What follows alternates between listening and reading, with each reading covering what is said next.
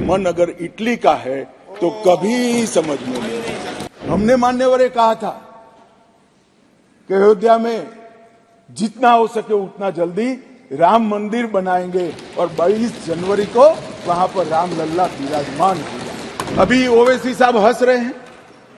ओवैसी साहब, मैं भी थोड़ा साइकोलॉजी पढ़ा हूं, विज्ञान का विद्यार्थी हूं। फिर इनके मन में है कि आपने बदल कर रख दिया।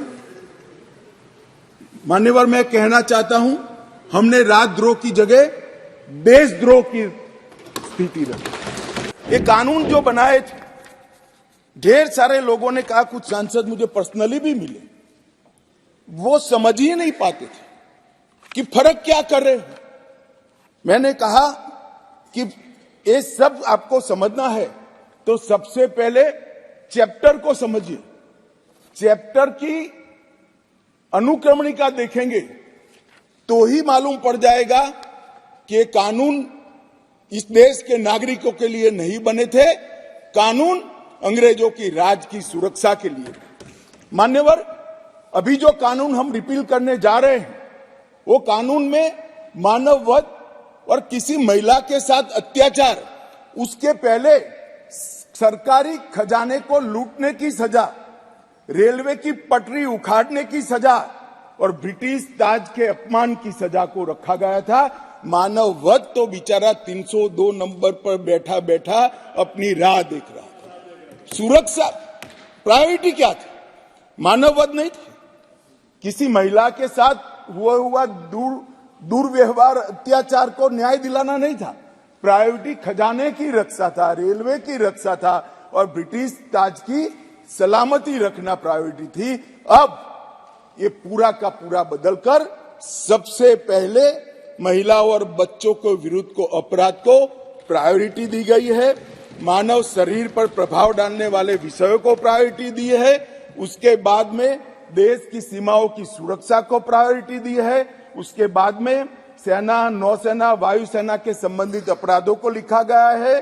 उसके बाद इलेक्ट्रोल अपराधों को लिखा गया है। उसके बाद सिक्के, करेंसी नोट, बैंक नोट और सरकारी स्टैंप के साथ छेड़खानी को लिया गया है और उसके बाद ब्ला ब्ला ब्ला बाकी सारी चीजें आती हैं। तो पहली बार हमारे संविधान का जो स्पिरिट है, वो स्पिरिट के हिसाब से कानून अब मोदी जी के नेतृत्व में बनने जा रहा है। मुझे गौरव है कि तीनों कानूनों को 150 साल के बाद बदलने का और वो बिल को पायलट कर इस सदन में लाने का गौरव मुझे प्राप्त हुआ है। मान्यवर, जो कहते थे कि हम नहीं समझते हैं, मैंने कहा कि अगर मन खुला रखोगे और मन भारतीय रखोगे तो समझ में आ जाएगा। मन अगर इटली का है तो कभी समझ में नहीं आएगा। मान्यवर, मन का सवाल होता है, भाषा का सवाल नहीं होता है। मन अगर यहाँ का है तो तुरंत समझ में आ जाता है, मन अगर यहाँ का नहीं है तो कभी समझ में नहीं आएगा।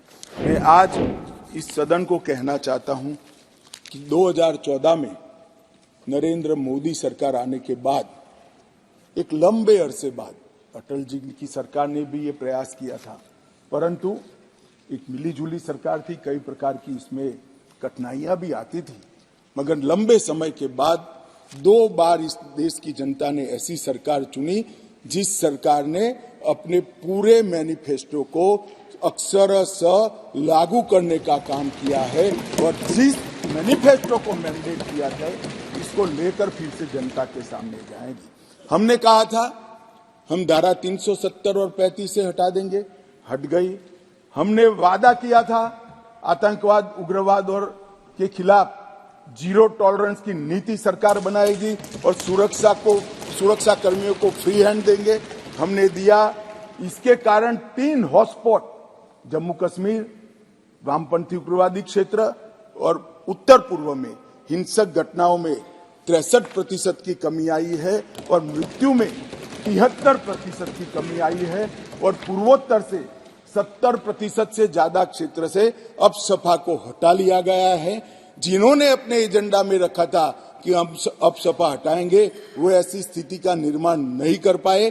हमने नहीं रखा था, अपसपा को हटाया नहीं है, परंतु हमने इसके अमल को रिस्ट्रिक्ट करने में सफलता प्राप्त करी है, क्योंकि वहां कानून और व्यवस्था की परिस्थिति ठीक हो गई। हमने मान्यवर ये कहा था कि अयोध्या में जितना हो सके उतना जल्दी राम मंदिर बनाएंगे और 22 जनवरी को वहां पर रामलल्ला विराजमान होगा। ये नरेंद्र मोदी सरकार है, ये नरेंद्र मोदी सरकार है, ये नरेंद्र मोदी सरकार है मान्यवर, जो कहती है वो करती है। मान्यवर, हमने कहा था संसद और विधानसभा में महिलाओं को 33% आरक्षण देंगे। कांग्रेस पार्टी कई बार पावर में आई, तिथियां निकालती रह गई, हमने दे भी दिया और सर्वानुमत से देकर इस देश की मातृशक्ति को हमने सम्मानित करने को हमने कहा था 3 तलाक मुस्लिम माताओं बहनों के लिए अन्याय करता है, उसको हम समाप्त कर देंगे। मान्यवर, हमने इस वादे को भी पूरा किया। हमने कहा था कि न्याय मिलने की घटी को बढ़ाएंगे और न्याय के आधार पर होगा, दंड के आधार पर नहीं होगा। मैं उस वक्त पार्टी का अध्यक्ष था, श्रीमान राजनाथ सिंह जी घोषणा पत्र लेकर जनता के सामने गए थे और आज हम दोनों बैठे हैं। मुझे आनंद है मोदी जी ने ये पार्टी के वादे को आज पूरा करने का। मान्यवर, अंग्रेजों ने बनाया हुआ राजद्रोह का कानून, जिसके तहत तिलक महाराज, महात्मा गांधी, सरदार वल्लभ भाई पटेल, ढेर सारे हमारे आजादी के स्वतंत्र सेनानी, बड़े बड़े हमारे नायक सालों के सालों 6-6 साल तक जेल में रहे। वो कानून अब तक चलता रहा था। विरोध तो करते थे जब ऑपोजिशन में होते थे, मगर सत्ता में आते थे तब इसका दुरुपयोग भी करते थे, हटाने का नाम नहीं देते थे। पहली बार नरेंद्र मोदी जी ने ऐतिहासिक निर्णय किया है कि राजद्रोह की धारा 124 को पूर्णतया समाप्त, इसको हटाने का काम किया। अभी ओवैसी साहब हंस रहे हैं।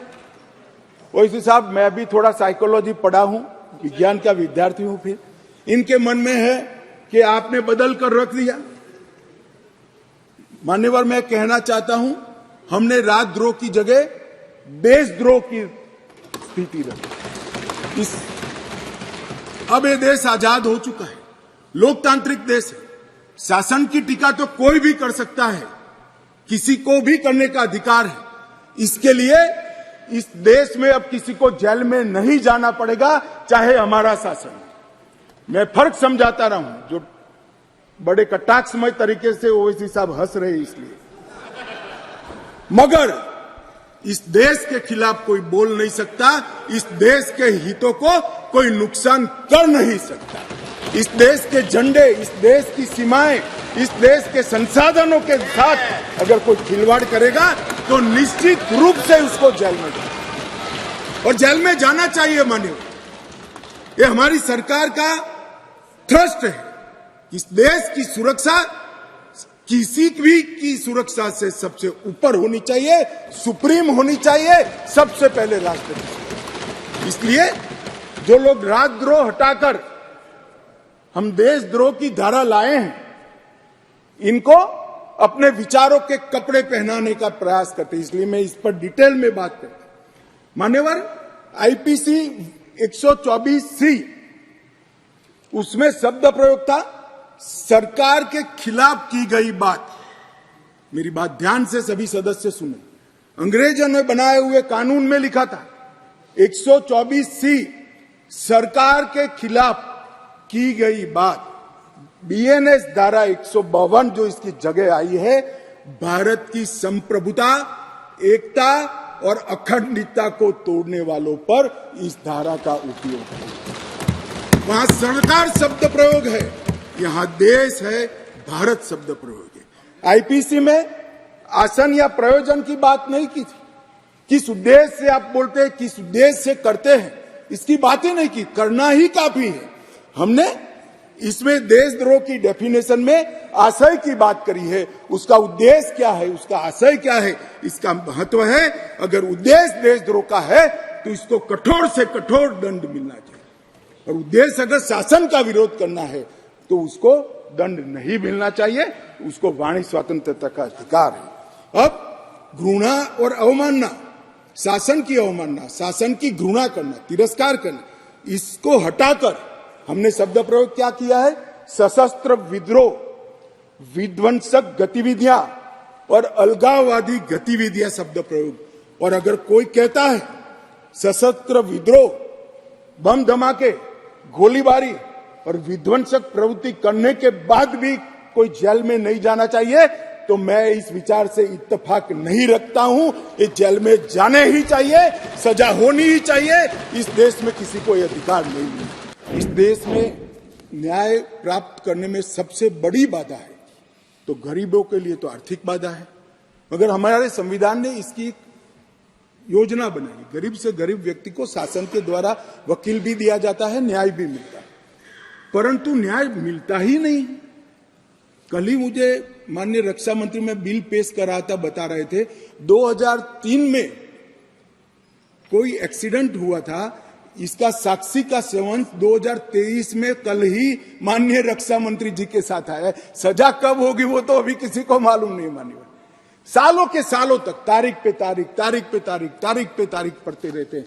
पुलिस न्यायपालिका को दोषित करती है, सरकार पुलिस और न्यायपालिका दोनों को दोषी करते हैं, और पुलिस और न्यायपालिका बैठती है तो सरकार को दोषित करती है।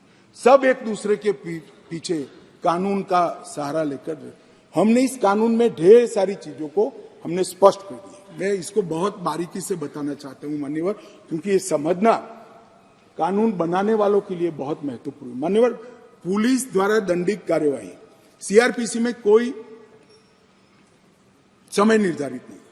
आप एक कंप्लेन देते हो, इसका संज्ञान वो 10 साल के बाद भी ले सकते हैं। अब 3 दिनों के अंदर ही एफआईआर दर्ज करनी होगी अगर प्राथमिक जांच होगी, इसको कंपलसरी कर दिया। और 3 से 7 साल की सजा के मामले में 14 दिनों के अंदर प्रारंभिक जांच, आरोप सही है या गलत है, इसका प्रारंभिक जांच देकर एफआईआर करनी पड़ेगी।